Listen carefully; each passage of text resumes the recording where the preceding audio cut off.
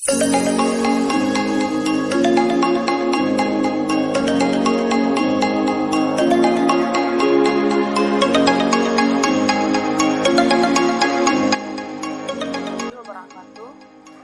akan menjelaskan tentang teks cerita ulang. Nah, pengertian teks cerita ulang adalah sebuah teks yang menceritakan kepada pembaca mengenai sebuah cerita, aksi atau aktivitas lampau.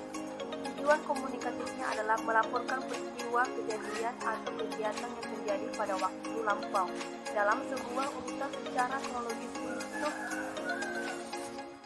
menghibur atau memberikan informasi kepada pembaca. Selanjutnya, struktur teks cerita ulang, yaitu orientasi atau pengenalan, yaitu memberikan informasi tentang siapa, nama, dan kapan peristiwa atau kegiatan terjadi di masa lampau.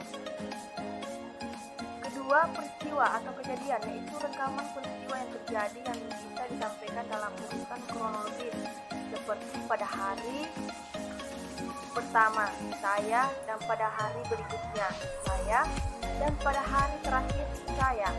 Di bagian event ini juga biasanya terdapat komentar pribadi tentang peristiwa atau kejadian yang diceritakan.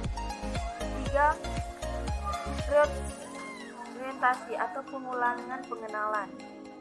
Terdapat pengenalan yang ada di orientasi. Pengulangan yang merangkum rentetan peristiwa, kejadian, atau kegiatan yang diceritakan. Selanjutnya, ciri-ciri cerita ulang, yaitu bersifat faktual atau imajinatif. Kedua, menceritakan peristiwa masa lalu. Ketiga, menggunakan banyak pilihan kata yang menunjukkan kronologis diri dari suatu kejadian. Keempat, menceritakan seorang tokoh atau terfokus pada proyek tertentu, menceritakan kejadian-kejadian yang bisa kita amati, menceritakan waktu dan tempat kejadian, disusun secara kronologis, memaparkan kesan dan kesimpulan pada akhir paragraf. Selanjutnya, kaidah kebahasaan teks cerita ulang, di mana menggunakan kata yang menunjukkan apa, di mana, kapan, siapa, mengapa, bagaimana. Menggunakan verba jika laku sikap yang benar-benar dilakukan. Ketiga, menggunakan keterangan waktu lampau. Keempat, menggunakan kata yang menunjukkan tempat dan waktu definisi. Selanjutnya, cara dan tips membuat teks cerita ulang.